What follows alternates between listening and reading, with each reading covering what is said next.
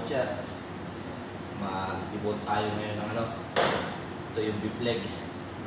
Bali, chill dito galing siya sa ano, mga butcher galing sa Pakistan. Wala ka, pag marami kasi kami klaseng baka dito mga butcher sa ano, butcher siya. Kaya panoorin nyo kung paano namin ito debut. Basic lang yan mga butcher pag debut.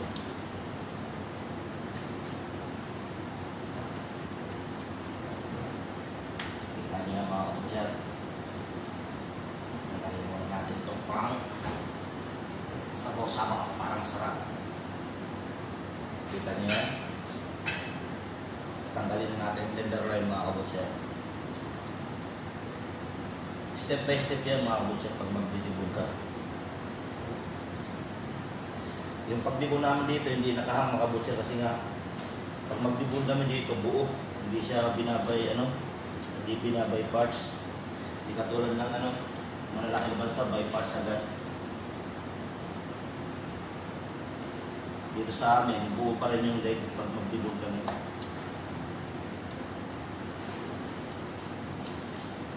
Ito naman yung tenderloin mga butcher.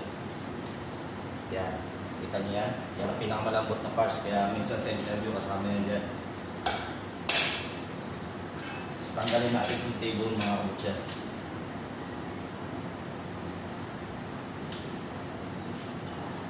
Ito naman yung table na parts mga butcher. Diyan din yung servo deployed.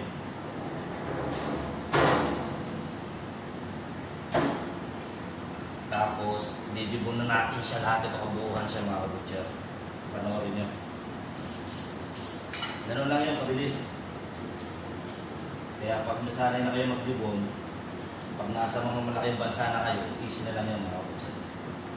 Ito, hindi ko lang napapakita kasi sarili ko lang nag-video eh.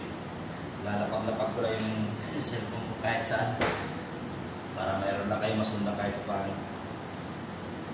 Ito, hindi ko alam ang tawag nitong buto na to eh. Ito yung una sa mahirap tanggalin. Ito, tawagatan na dito, pelvic bone. Kaya comments naman dyan sa mga marunong alam nito. Hindi ko alam sa English to eh. Basta may nabasa ko doon sa comment, pelvic bone ba yun? Ito. Kasi shoulder, palay pa yun. Sa may shoulder blade.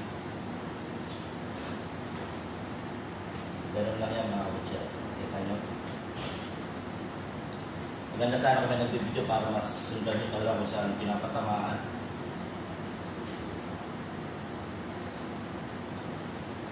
Kasi yung kasama ko dito ipis.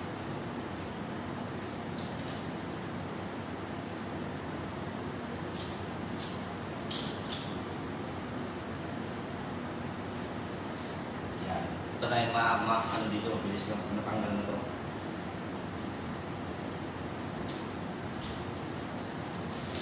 Yan o. Pwede na itong ano yan siya. Pag once na matanggal na yung sa umpisa, mabilis na siya matanggal. Kumakalas na siya. Kita niyo yan? Kumakalas na siya ng puso.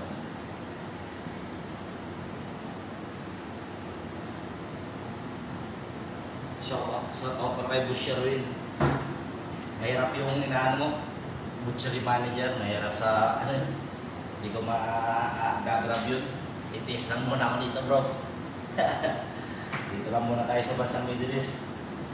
Hindi muna tayo pupunta dyan sa bansang UK. Medyo hirap din. Dadaan din talaga kung mag-apply ka dyan sa sulid ng ano, sa butas ng karayo. Pero okay lang.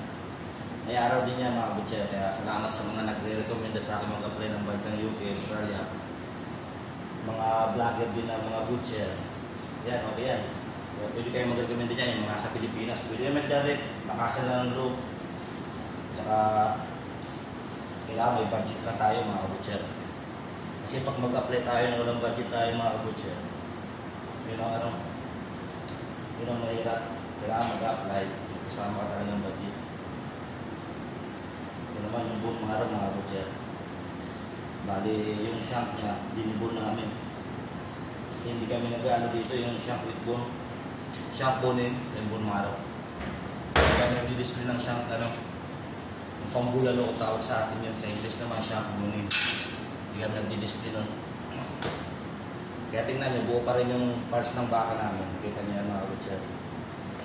Hindi siya yung tatanggalin yung top side. Ito lang dito yung side, yung top side, dito yung silver side, tsaka natin. Pakita ko sa inyo yung top side, kaso lang nagalit yung bisog ko pag binundis ko talaga ng ano eh. Pag binay parts ko siya. Ito, nandito yung parts ng top side mga kabutcher. Ito na hinawakan ko yan ang parts ng top side.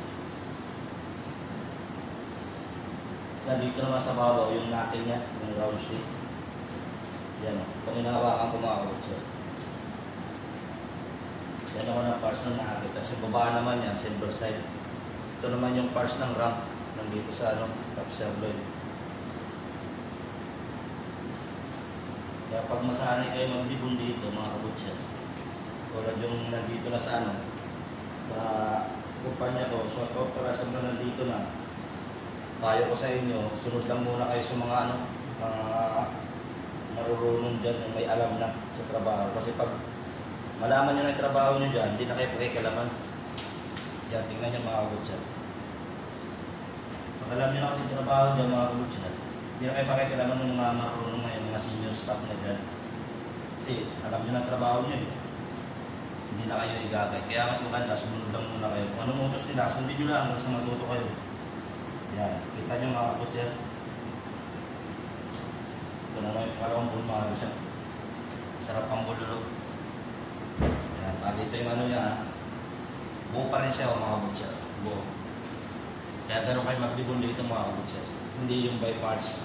Ito lang naging by parts ng tenderloin. Tsaka itong table. Pero lilibon ko rin itong table. Kaya hanggang dito na mga kabutcher. Sana nasundan nyo yung video na to. Ito yung mga buto-buto. Sarap sa bawah. Okay, mga kabutcher. God bless sa mga nag-a-apply ng butcher.